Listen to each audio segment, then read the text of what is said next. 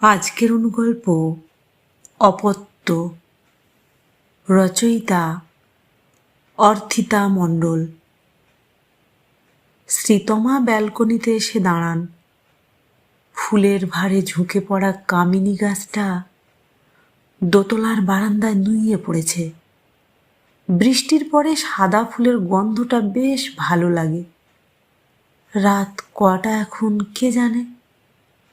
অন্ধকারে ঘাড়ের কাছে চাপা নিঃশ্বাসের শব্দ টের পান।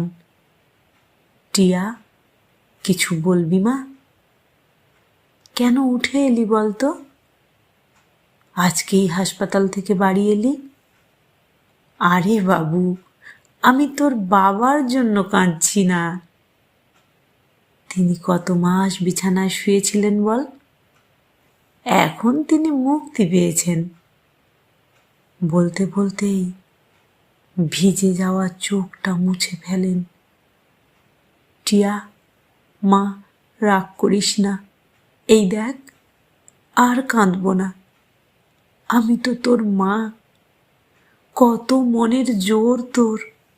জানিস টিয়া, 10 বছর আগে যেদিন তোর লিউকেমিয়া ধরা পড়ল, সেদিন কেঁদেছি। ডাক্তার বলেছিল 1 মাস। তুই বাঁচবই বলে 10টা বছর কাটিয়ে দিলি। যার মেয়ে ভবিতব্য বদলাতে পারে তার মা কাঁদে না শোনা। ছাড়ো কথা। জানিস, তোকে বলিনি, অনলাইনে তোর জন্যে একটা লাল শাড়ি অর্ডার করেছি। তোর সেই পছন্দের শাড়িটা। জামা, এখন শুয়ে পড়। শ্রীতমা পেছন ফেরেন। চারদিকে চাপ চাপ অন্ধকার। টিয়া নেই। পরের দিন দুপুরে ডেলিভারি বয় লাল শাড়িটা দিয়ে যায়। শ্রীতমা শাড়িটা বের করে হাত বোলান। আস্তে আস্তে টিয়ার ঘরে যান।